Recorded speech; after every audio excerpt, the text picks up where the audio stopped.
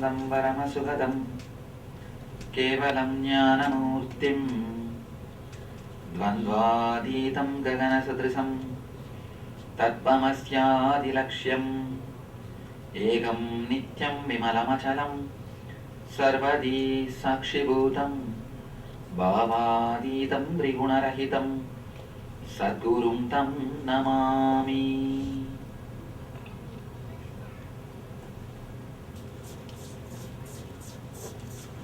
I welcome you all with my love and respects.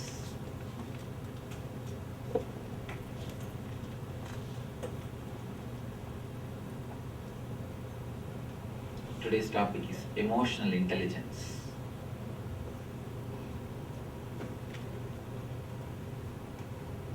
It is the continuity of Patanjali Yoga Sutra series. The 8 parts of Patanjali Yoga, Ashtanga. Usually people always say they translate the Ashtanga as 8 steps, which is a big mistake. It is not 8 steps, 8 parts. 8 step means usually we understand one after the other, one after the other, the one after the other. But it is not 8 steps, it is 8 parts. All the 8 is supposed to be practiced at the same time. Ashtanga Yoga.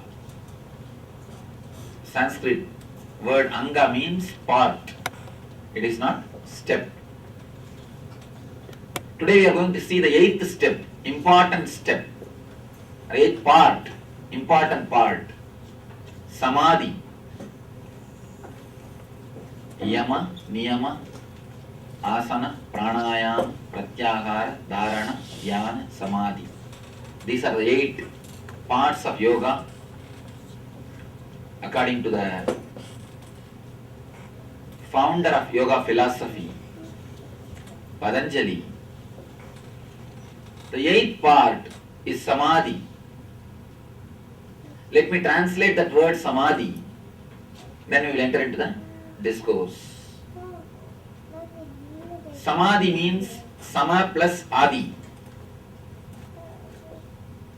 Being one with reality, being one with existence, being one which was there from the beginning, which was there from the origin. It's a wonderful word. This one word, if you can understand and practice, it will straight away lead us to Samadhi.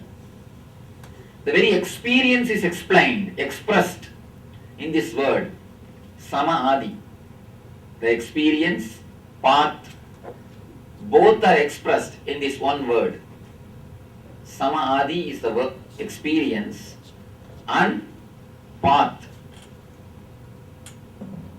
You can just practice the Samadhi. After achieving the experience, what you experience is also called by the same word Samadhi. The path is also Samadhi. Path and the goal, both are Samadhi. How to practice this Samadhi and what we achieve by achieving Samadhi is what we will see now.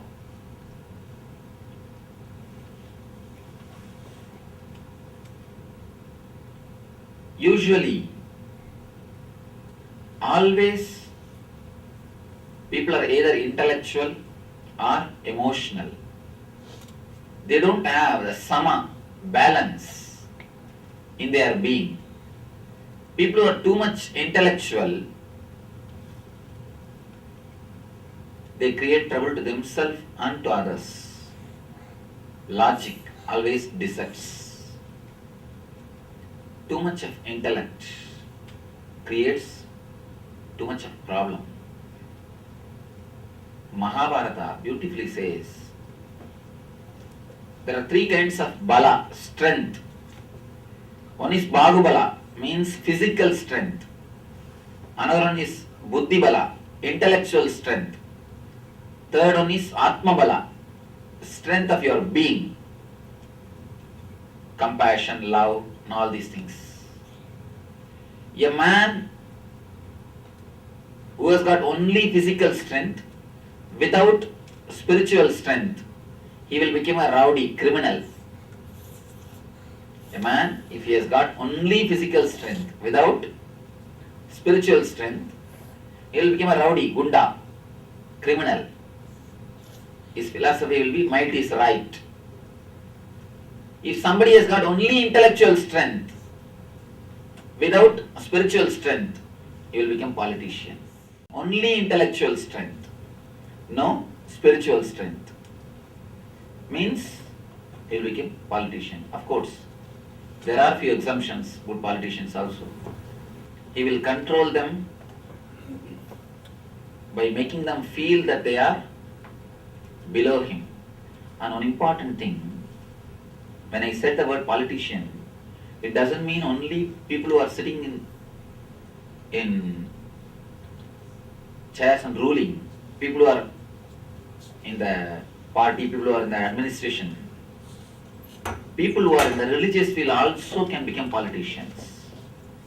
The so-called priests who create guilt in people and rule them, even they are politicians.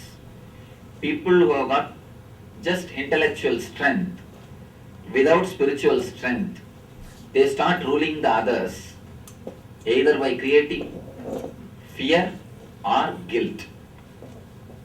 Politicians rule by creating the fear, priests rule by creating guilt. They create guilt. Again and again you are taught you are a sinner. This is sin, that is sin. One thing, if you look little deeply, whatever you enjoy, suddenly you will feel that you are doing something wrong. See your life. If you are enjoying something, suddenly you will feel that you are doing something wrong. As if something is wrong. From the beginning, you are taught all your joy is corrupted with guilt. From the beginning, the guilt is implanted in your being. From the beginning, you are taught anything joy, blissful means you are doing something wrong. Sad, morose face is okay. Just be sad, depressed, nobody will bother you. If you simply start laughing, everybody will go, what happened? What happened to you? Why? Why are you laughing? What is that laugh? Usually people inquire if you are laughing and jumping and dancing. But if you are morose, sad, that is considered as a natural state. If you are sad, depressed, it is considered as a natural state. If you are ecstatic, joyful, laughing, naturally people will ask you, what happened to you? Why you are laughing? What's wrong with you? We don't understand. Life is ecstasy. Of course, if you are allowed to believe life is ecstasy, you can't be slave. You can't be exploited.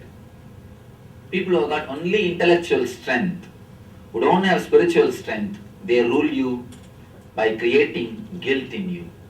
And one more thing, even the people who sell cosmetic products,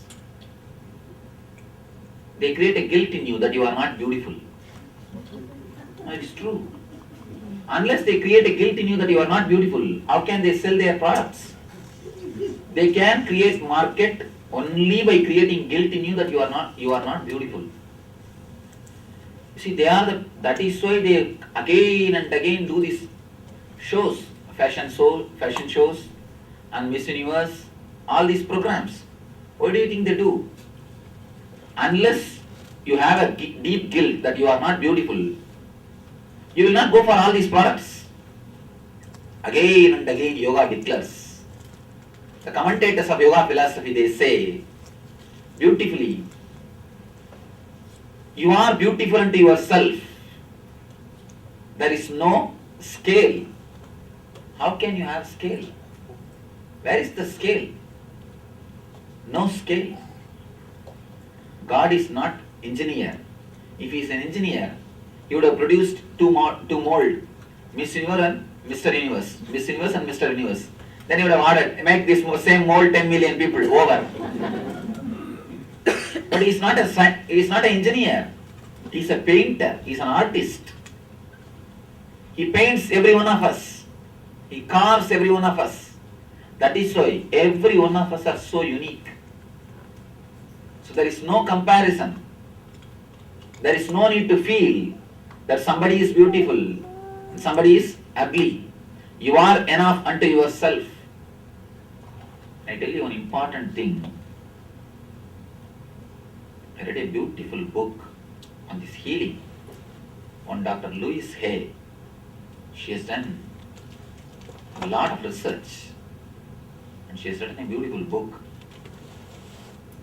And I feel she must have had some spiritual experience. Otherwise she can't come up with such a wonderful ideas. I think she has done a big service to West by writing that book. In that she describes so many mental setups which creates disease in our being. Samskaras which creates disease in our being. Let me tell you something from my own experience. When you create an idea that somebody is beautiful and you are not, you should become like that person. See, male attracted to female or female attracted to male is perfectly alright. That's usual, natural.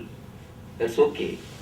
But when some male puts a photograph of some male model and tries to become like him every day, doing some exercise, doing some gym, every day he tries to think, I should become like him, I should become like him.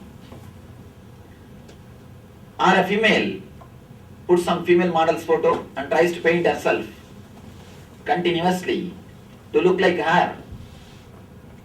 It creates a deep guilt in you and gap is created between you and you. The deep gap is created between your body and your being. It's almost like a wedge inserted into your being. You become uneasy with your being, with your body. When you start feeling guilty, you are not beautiful. You should become like somebody. You should look like somebody. You create a deep guilt in yourself. Unconsciously, you start hating your body. You don't live with your body completely. You don't live with your body comfortably. You just start feeling uneasiness with your body. When you start feeling uneasy, uncomfortable with your body, the uneasiness becomes disease. The uneasiness, diseaseness with your body becomes disease. According to my experience, I worked with millions of people in last few years. I am working with lakhs of people in the healing, in the meditation. From my experience, I tell you, the idea which is created in you that you are not beautiful enough unto yourself, that you are not beautiful, is the main cause for the cancer. When you start feeling that you are not enough, you should look like somebody else, you start creating gap between you and your body. That gap, that uneasiness, that uncomfortable feeling with your body is the root main cause for the cancer. One important thing you should understand, that body may look really beautiful, but you can't enjoy even a cup of coffee through that body. Even if you have to enjoy a cup of coffee, you have to enjoy only through this body. You have to enjoy only through your body. Can you enjoy a cup of coffee through somebody's body just because it is beautiful? No. Just because it is beautiful or handsome, you can't enjoy even a cup of coffee through that body. Be very clear, nobody is beautiful. Nobody is beautiful. Everybody is enough unto themselves.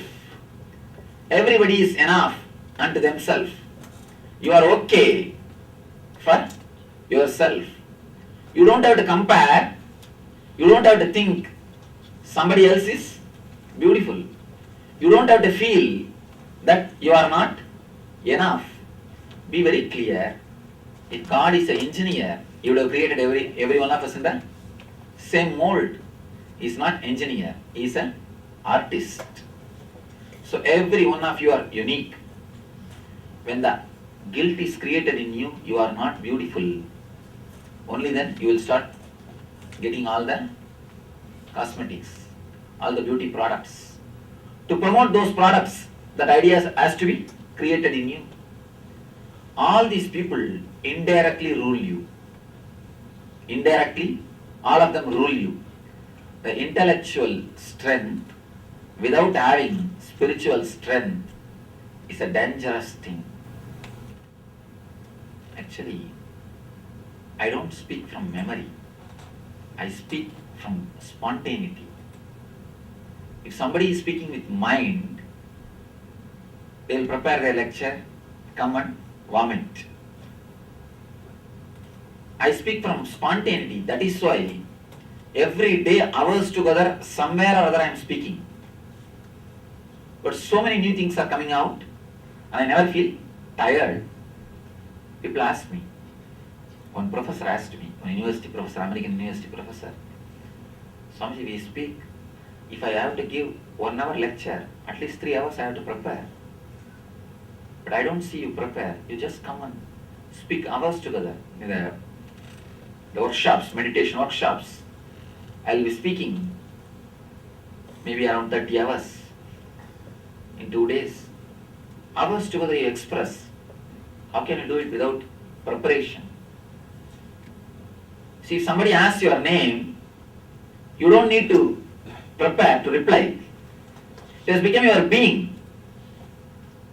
Anything which has become your experience, you don't need to prepare to express that. So now, whatever I am expressing, and it has become my experience, so I am expressing. I am speaking from spontaneity. I am not speaking from the mind. When you move around, when you disturb, naturally you disturb others' attention. When you disturb others' attention, naturally I have to stop speaking. I have to bring you back to the subject. It's like a hump on the highway. It's like a hump on the highway.